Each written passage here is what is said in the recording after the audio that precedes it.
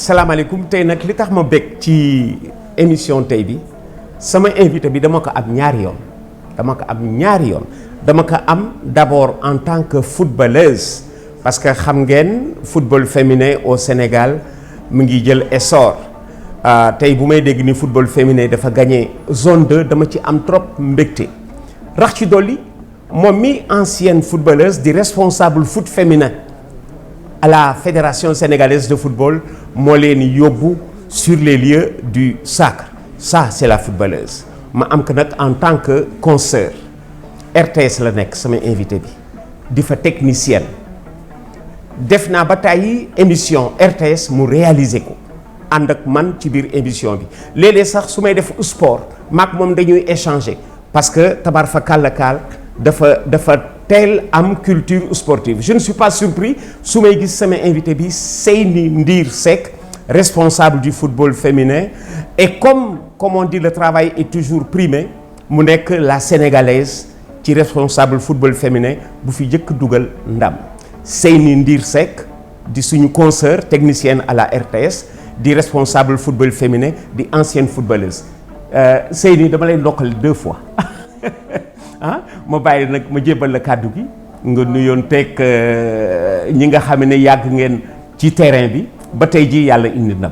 waaw maa ngi lay remercier bu baax ci invitation bi nga def ndaxte man ak yow yàgg nañ lool ma nekkoon tout tànk may doog a yegg sa RTS doon doog a door ci wàllu technique bi chaque fois ma doon liggéeyee ndox yow di waxtaan ak yow ci émission yi ci sport bi ci résultat match yi championnat yi donc tey jii yàlla def ñu dajewaat fii pour nga invité ma ci émission bi donc damay am mbégte teew fii xam nga parce que sama papa nga sama xarit nga. si loolu yàgg na vraiment loolu yàgg na dama am bi mu nekkee keroog Sierra Leone di gagné dama ci am mbégte ñaari yoon benn bi moo di sportif bi mu doon bi ci des moo di technicienne télévision bi mu doon mu dajeek nag jëw bu rafet parce que ci biir kër gi am na ay techniciens yu ni mais femme bi ni mu baaxee léeg-léeg bu ñu dajeek moom ci terrain bi lu ñu soxla danañu ko abal sur les lieux du travail muy lu ma neex trop ma leen loolu bettuma ci Seyni Ndir Seck mi ma xam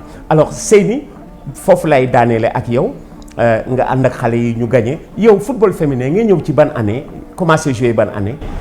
waaw football féminin nag man mun naa wax ne man ba ma nekkee tout tànk am ay 7 ans la commencé door di football sama koñ mais amul woon équipe xale góor yi laa doon footballal may petit camp géej comme Yoff laa dëkk ci booru géej yi donc dañuy football ba dootuñ gis bal bi ñu doog a ñibbi donc mu nekkoon lu neex trop. Gazelle yi laa doore ci Eliott Xuma Gazelle de la municipalité ci maanaam mun naa ay 96 yooyu ma nekkoon tout tànk ba mu ñëwee sax doonu ma woon jouer lu bëri parce que ñi ma fa nekkoon ñoo ma magoon mais ma am patience toog xaar ba ma commencé football ba ay 98 si laa fa jógee dem Aigle de la Médina. Aigle Médina mooy sa premier club. waaw Gazelle mooy sama premier club boo xam ne fa laa compétiré mais Aigle de la Médina fa laa gagné lépp lu bëri lu ëpp fa lañ ma gën a woon xamee bi ma demee ba gagné fa lépp amatuma woon benn challenge ma dem Ahmed Fall Saint-Louis. waaw may Saint-Louis joué naa fa lu ëpp juróom-ñaari at. à Saint-Louis donc parce que bëggoon naa leen jàppale aider leen pour équipe bi nekk au devant de la scène.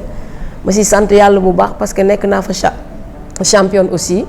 donc juste pour wax la sama parcours ci football bi club yi ma jaar nga nekk championne. waaw Aigle Médina laa jëkk nekk championne. après bon nekk naa fa championne ñetti yoon. après gagné naa fa coupe du Sénégal aussi. léegi nag boo nekkee ci benn équipe nga gagné lépp doo amati challenge. xam nga sportif dafa soxla challenge. loo xam ne moo lay gën a motiver chaque jour. pour que ngay xëy di dem entraînement. bu ma demee Ahmed Fall ñëpp ngi doon posé wu la question le pourquoi mais Ahmed Fall dafa nekkoon équipe boo xam ne milieu de table la doon nekk. ma ne bon bu sama expérience peut-être duma fa ñëwee dinaa leen mun a jàppale pour que ñu yéeg année yi jëkk yi xaloon na metti am na benn année boo xam ne sax. dernière journée bi la ñu sauvé wu wàccuñu. d'accord donc juste pour wax leen mais challenge bu neex la woon parce que yéeg wàcc bi. Waaw. c'était vraiment. Voilà. challenge la daal man lu ma neexoon la donc mais yàlla def na après club bi stabilisé wu na. bañ nekk fa championne. voilà donc par la suite nag la arrêté. nga arrêté voilà kon mi ngi nii Seyni Ndir Seck responsable du football féminin à la fédération sénégalaise de football su ko ko xoolee nii da nga naan mais kii war na mën footballaat mi ngi mel ne que ñi muy diriger mook ñoom ñoo maasee war na mën footballaat mu def club Aigle de la Médina mais avant mu def les Gazelles de la municipalité def lycée Ahmed Fall nekk fii capitaine de l'équipe nationale de football foot féminin avec l'équipe nationale Seyni ban année la woon. équipe nationale. 2002 yàlla def ma bokk ci première génération bi nga xam ne ñoo nekkoon ci équipe nationale bi. 2002 mu amoon événement bu ñu marqué woon muy événement Joola bi ci période boobu la ñu joué sax d'ailleurs ñun ak Ghana. waaw ñun ak Ghana. mooy woon suñu premier match équipe nationale en 2002. dañoo am malchance nag on est en Afrique de l'Ouest chaque fois bu ñu defee tirage dañuy tomber soit ci Ghana. soit ñu tomber ci Nigéria. ce qui fait que ne doonuñu woon te ñooñu ëpp doole. parce que ñun ñu ngi doon doog a door. malgré que amoon nañ talent bi ak yépp mais amuñu woon benn expérience sur le plan international. loolu moo doon tax doonuñu woon sore. voilà alors léegi bi ngeen gagné coupe UFOA bi ci laa ni dafa di moment bu nga xam ne nag léegi war ngeen tenir une base parce que tudd nga léegi Nigéria ak Ghana mu nekk pour man niveau presque bu jafe ma dolli ci Cameroun certainement Cameroun mais ak Afrique du Sud waaw muy mise à part ñeenti équipe yooyu gëm naa ni équipe bu Sénégal bi war na mën a tukki léegi dem fu gën a sore. waaw xam nga dafa am benn par exemple première qualification bi ñu am en Coupe d'Afrique en 2012 la.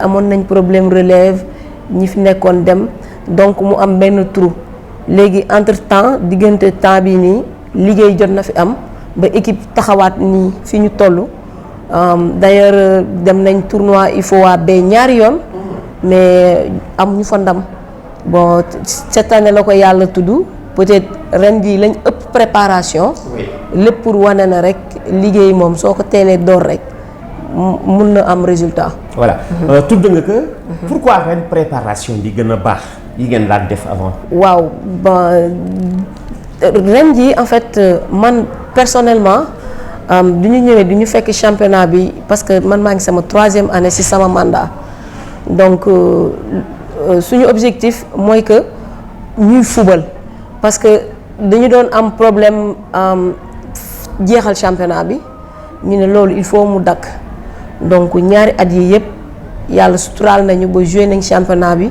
ci anam yu wër ba nga xam ne joué nañ match yi yëpp. ci temps bi ñu xam ne moom lañ ko répartiroon. ren jii bon ñu ngi woon ci tempo bi malheureusement ak feebar bi am. dañoo arrêté. mais am naa yaakaar ne bu ñu reprendre dinañ pare ci période bi nga xam ne moom lañ prévoir. donc xam nga loolu dafa am solo parce que dama laan dégg ci sa wàllu bopp. ci yow. waaw ngay wax naan équipe nationale bu dëgër il faut mu am championnat bu dëgër. wax nga dëgg ci club yi lay jóge. voilà ci club yi lay jóge. wax nga dëgg donc club yi suñu commencé am doole te comme que ñun suñu équipe nationale bi suñu joueurs yëpp ci équipe yi lañ nekk. waaw donc suñu amee doole rek am naa yaakaar ne équipe nationale bi dina am doole. comme ñaari at yee dañoo liggéey ci club bi pour que ñuy football championnat bi régulier. donc fruit résultat boobu moo commencé di am. donc rax si dolli président Augustin Senghor am mbébét pour que ñun ñu qualifier ci wàllu football féminin bi. mu vraiment taxawul ñu ba nga xam ne. dañoo teel a door qualification bi. waaw parce que en fait tournoi bi ñu demoon nii décembre la waroon nekk en fait. waaw comme décembre la waroon nekk ñu dugg regroupement. mois de novembre. ñu koy waajal malheureusement jotul antu mais terewul ñu ngi continuer woon di ko préparer di ko waajal.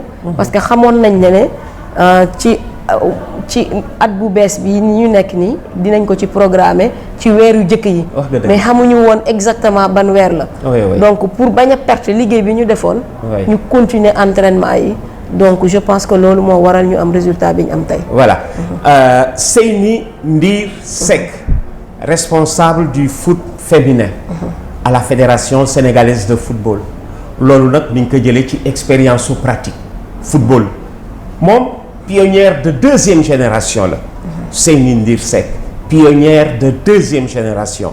xam nga football féminin boo ko tuddee rek di nga tudd Elliot Khouma. di nga tudd Jo Anane. di nga tudd Edouard Sagna. au début des années 70. Champu Korea. voilà Charles Korea. Champu Korea Champu Korea jërëjëf. les années 70. bi football féminin di sosu au Sénégal ñu nekk les pionnières Seyni xoolal photo bii ma lay won muy gazelle de la municipalité bu njëkk xàmme nga leen. waaw am na ñu ma si xam. ñu bëri sax waaw. xam naa ci Maymuna Ndiaye. Maymuna Ndiaye moo taxaw noonu ci wetu Elliot. ci wetu Elliot ki ci topp Adama Thiam. waaw.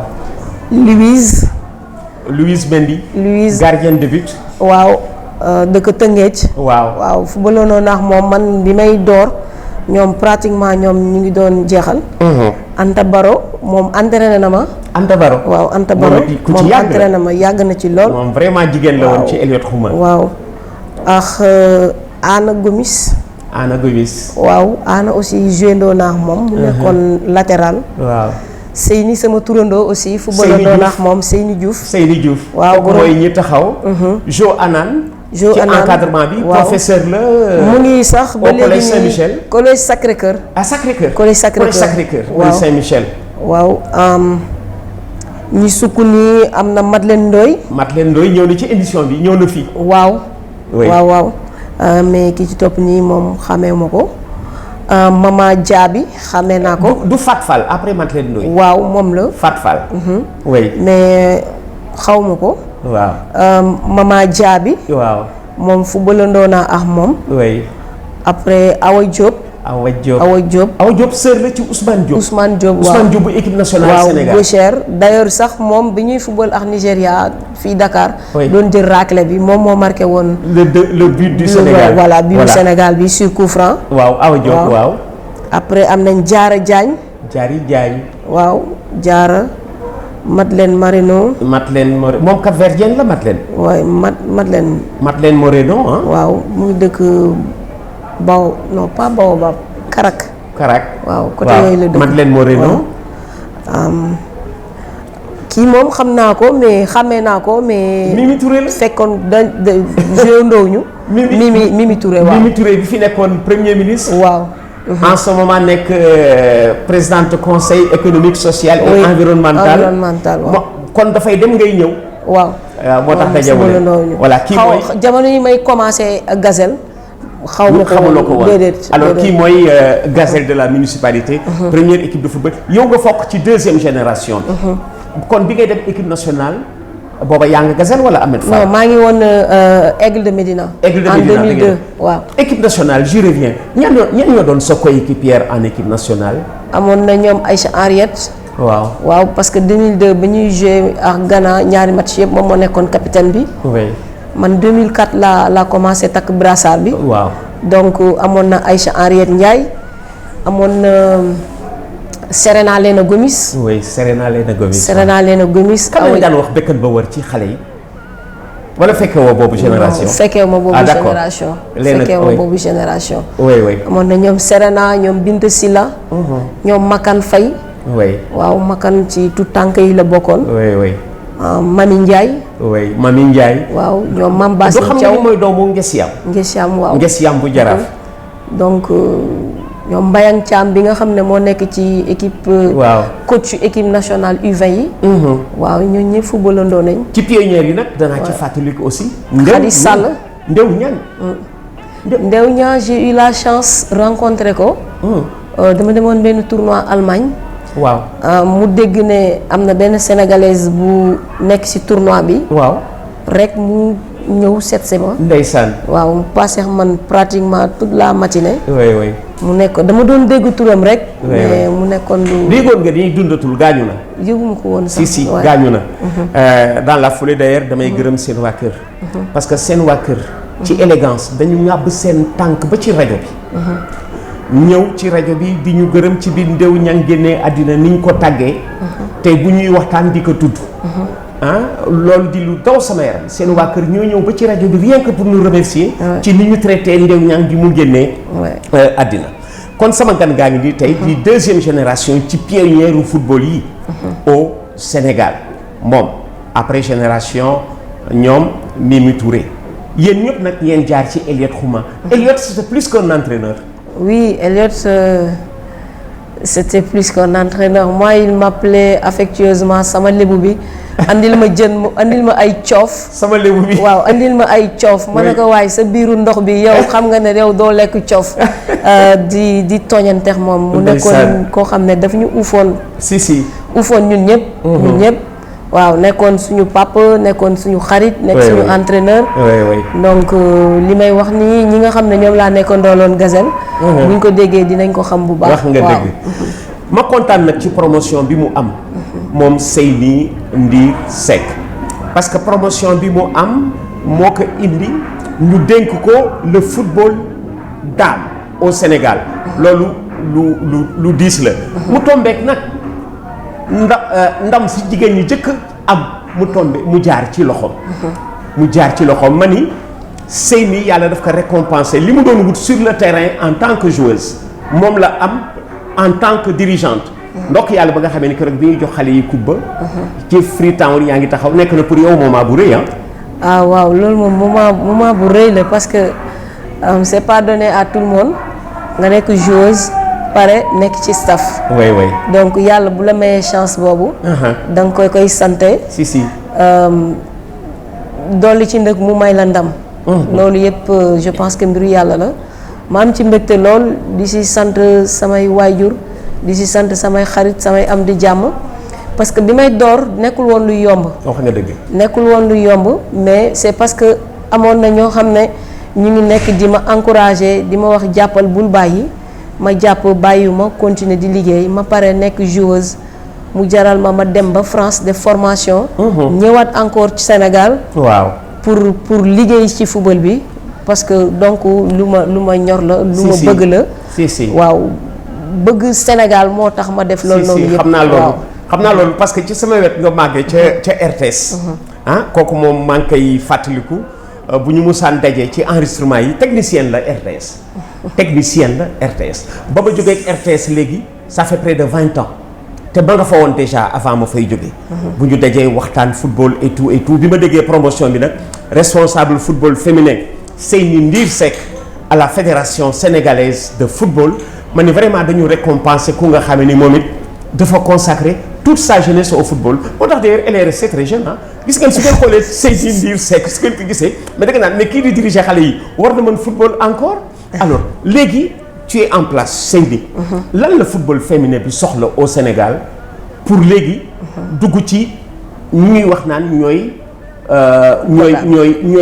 les gros souliers ci football bi à savoir Nigéria Ghana. Cameroun Afrique du Sud lan ngeen soxla pour atteindre seen niveau. waaw tey jii peut-être yeggaguñu ci niveau ay ñoom Nigéria ay Afrique du Sud titre bi ñu am ni suñu premier titre la. donc pour yegg foofu rek lépp liggéey la rek. pour man amul secret surtout ci wàllu sport loolu liggéey rek moom ngay récolter. wax nga dëgg. donc je pense que léegi mën naa wax ne trouver nañ la voie dans la mesure où xam nañ ne xale yi suñ leen tàggatee comme ni mu waree mettre leen ci conditions yi donc je pense que ne mun nañ am résultat. oui. donc donte la tey jii nii am nañ comité exécutif boo xam ne. Ils sont pour ça. bëgg nañ qualifier waat une seconde fois pour la Coupe d'Afrique. donc loolu déjà c'est un point soo amee tey jii sa président mu lay jàppale di la taxaw di la ñaax pour que nga am résultat donc loolu da nga siy continuer sant yàlla di remercier aussi fédération bi ci moyens yi nga xam ne ñu ngi koy mettre en place ci équipe jigéen ñi. pour que ñu mën a egg niveau bi nga xam ne fa la ñoom ay Nigéria toll. oui bon keroog bi ñu président Augustin recevoir xale yi nee na leen indi ngeen baar bi foo xam ne on a plus le droit ñu wàcce ko. si te loolu pour mu am il faut que ñu continuer liggéey. xale yi consciente nañ si staff bi conscient nañ si donc am naa yaakaar suñu continuer liggéey bi comme ni ñu ko tàmbalee nii rek mun nañu egg niveau bu ne. am ngeen championnat première division ñaata équipe la. am nañ championnat première division mu nekk ñaari poule de 6 12 équipes sauf que ren ji benn équipe dafa désister à la dernière minute mais on a un championnat avec deux poules de 6 en première division de même que en deuxième division. Deuxième division aussi 2 poules de 6. Ouais. Aujourd'hui le football féminin est présent dans toutes les régions du Sénégal à l'exception de la région de Matam où il n'y a jamais eu d'équipe féminine. À Kédougou il y a Navé, mais peut-être après benn génération dem ils ont eu du mal pour mettre en place beneen équipe. mais am nañ yaakaar ne ci at yi ñu jëm. dinañ am ndaxte contacté nañ ñu pour bokk ci championnat bi. voilà donc à plus la région de Kaffrine mais je pense que tey jii nii fédération bi ñu ngi ak direction technique ñu ngi liggéey pour que ñuy football ci. tout tànk yi. parce que tey jii nii boo gisee ay dëkk yu mel ni ay France ay Nigéria yi nga xam ne egg nañ fenn ci wàllu football féminin c'est parce que dañoo am catégorie yëpp. donc peut-être loolu handicap la si ñun le fait que amuñu catégorie xale. mais ñu ngi ciy liggéey ak direction technique nationale dem nañ Ziguinchor tànn nañ ñaari région yoo xam ne fa lañ bëgg a tàmbalee liggéey boobu noonu. comme dañ koy tester bu ñu tester si ñaari région yooyu buñ ko. maîtriser rek dinañ ko mun a tas si l'ensemble des régions du Sénégal. ñu tànn région de Dakar ak région de Ziguinchor. pourquoi ñaari région yooyu. parce que région yooyu ñoo ëpp équipe bu féminine si Sénégal. surtout que léegi parents yi dootuñu opposé wu ci jigéen buy football xam nga loolu mooy méritu génération bu njëkk ba. dañ leen doon considérer comme étant des garçons manqués. effectivement. loolu kuy jëmantu football au Sénégal les premières années dégg nga ko ba tey ñi garçon manqué lañu. mais tey jii ñooñu dañ ko regretté ndekete ces filles là étaient en avance. ci boobu génération. voilà moo tax tey jii développer football bi tey war gën a yomb parce que jigéen ñi dootuñu dégg loolu garçon manqué bien au contraire yenn jigéen ñi dañ leen a ñee parce que da ngeen di wute ak ñoom jigéen bi def sport rek day wute ak beneen jigéen bu deful sport. dëgg la mooy avance bi ngeen amoon léegi nag pour. développer le football fu mu amul dans les régions loolu daf ko gën a yombal. waaw xam nga peut-être sax yombal na ko léegi esprit mentalité yi ñu ngi changer. te changement mentalité yooyu dinañu permettre ñu gën a développer football féminin comme ni ñu ko bëggee. loolu moo tax ñu ne nañu tàmbalee ci école yi. donc ak directeur technique national demoon nañ au niveau de la région de Ziguinchor signer un partenariat avec l'IA. pour mettre en place le football féminin au niveau des écoles. ak IA bu Dakar aussi rencontré nañ leen donc je pense que bëgg nañ ko tàmbali ren jii bon incha allah rabbi am nañ yaakaar ne ci at yi nga xam ne moom lañ jëm dinañ catégoriser football féminin bi. voilà alors Seyni Ndir Seck lay dalal di sama consoeur ba pare di responsable du football bi ancienne footballeuse il y a 20 ans li mu xale la nii yëpp ba tey nga naan kii war na mën football il y a 20 ans mi ngi joué au football. nekk fi capitaine des Lions du Sénégal au début des années 2000 tey mooy responsable football féminin à la fédération sénégalaise de football yàlla jaarale ci moom ndamal football féminin bi jëkk mu daal di am comme dirigeante lu mu amul woon en tant que joueuse ba pare nag ma gis Racine Talla directeur RTS gis naa mu lay def léegi ambassadrice parce que gis naa RTS ni ñu la féetale ça m'a vraiment fait plaisir. Le directeur de la RTS qui te reçoit dans son bureau avec comme on dit le trophée zonal pour t'offrir un exemple loolu war na la neex trop gisoo recevoir la en tant que technicienne mais en tant que footballeuse. waaw loolu dëgg la parce que ma koy remercier bu baax au passage parce que RTS daf ma mës a taxaw ba ma nekkee joueuse ba léegi rawatina directeur général Racine Talla mu may jàppale bu baax. ndax damay absenté lu bëri. te loolu mu comprendre ko. te terewul mu continuer di ma jàppale donc aw ma fayam. mais profité waale aussi si émission bi di ko remercier si taxaw bi nga xam ne mu ma koy taxaw ak jàppale bi nga xam ne mu ma koy jàppale ak waa RTS yëpp. ndax xam naa ne waa RTS yëpp. su jigéen ñi di football ñoom ñëpp dañuy football. ndax ñoom ñëpp samay ay supporters lañu. donc ma leen di remercier ñoom ñëpp. alors bi waa kër gi xamee ni. technicienne nga dañ ñëwee mais laay kii dañ ko war xëcc fii ma ne ko dañuy organiser ma moom tiro bi su ma ko gañee indi ko TFM moom su ma gañee ma dellu RTS parce que bi ma jógee RTS ci ñi regretté sama départ ci la bokk. man tamit ma amoon mbégte ci di liggéey ak moom parce que su ma daan liggéey ak moom. Seyni dafay nuru ci man adjointe. waaw léeg-léeg lu làqu su ma ko laajee mu wax ma ko. il est capable de me parler de l'équipe de Saint-Étienne qui a gagné qui a joué la finale de la Coupe d'Europe en 1976. ni ma naan keroog bi Saint-Étienne qualifié finale Coupe de France Freetown la nekk di ma xalaat. waaw kon xam nga yàgg nañu ànd.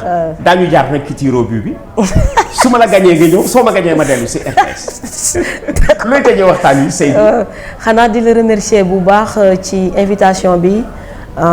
di remercier waa Sénégal yëpp di encourager xale yi ci ñu gën a jàpp di aussi jaajëfal waa fédération bi ci liggéey bu mucc ayib bi nga xam ne def nañ ko. way kon bokk mi ngi de ki ma doon dalal nee naa leen bi may ubbi émission bi ñaari yoon laa ko am. sama technicienne la woon RTS.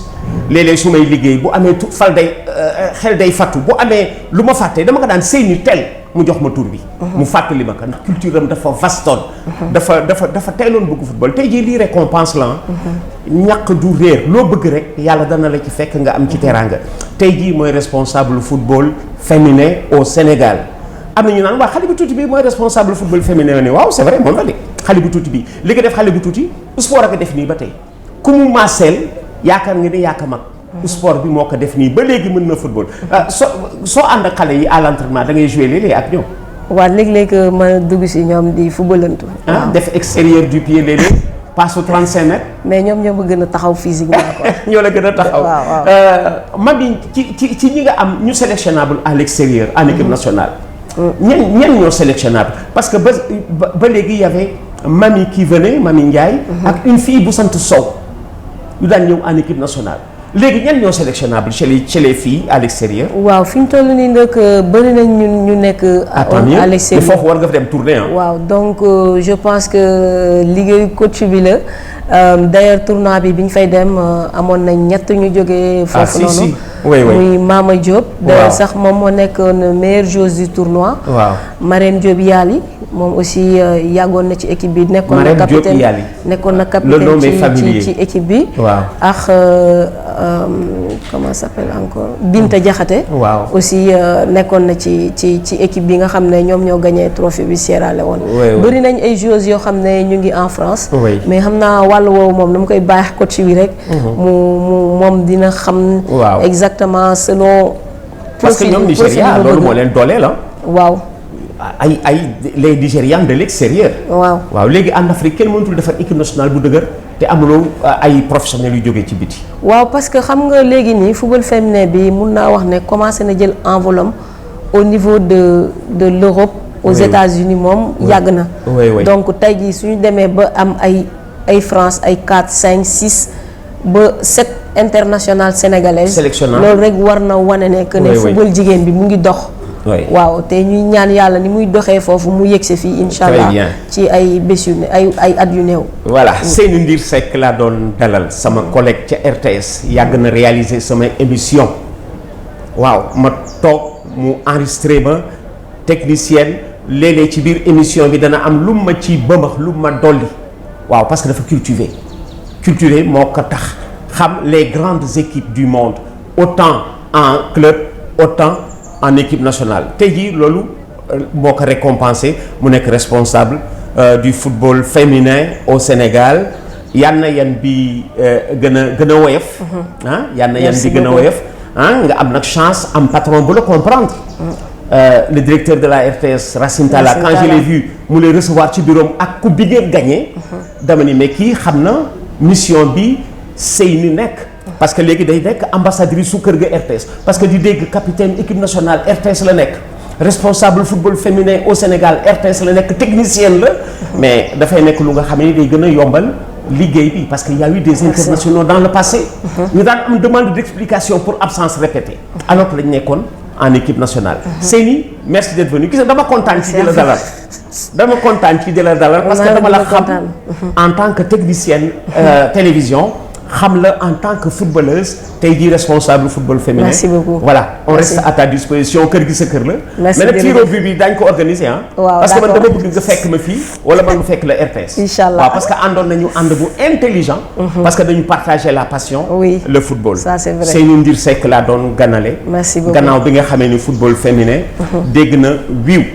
mu nekk deuxième génération yi nga xamee ni ñoo di pionnière.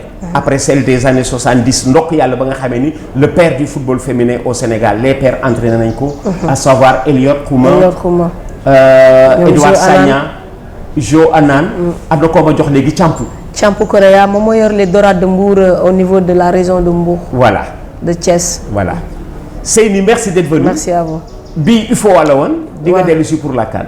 incha allahu rabbi ñu ngi koy ñaan yàlla ñu ngi ciy nekk di liggéey di ñaan yàlla mu yóbbu ñu ba foofu. voilà incha allahu rabbi. Seyni Ndir Seck ancienne capitaine de l'équipe nationale du Sénégal de football DAB aujourd'hui responsable du foot féminin au Sénégal moom laa doon dalal gannaaw ndam li nga xamee ni dañ dem jëlee ko barki démb ci Freetown mu nekk le premier trophée dame ci football au Sénégal.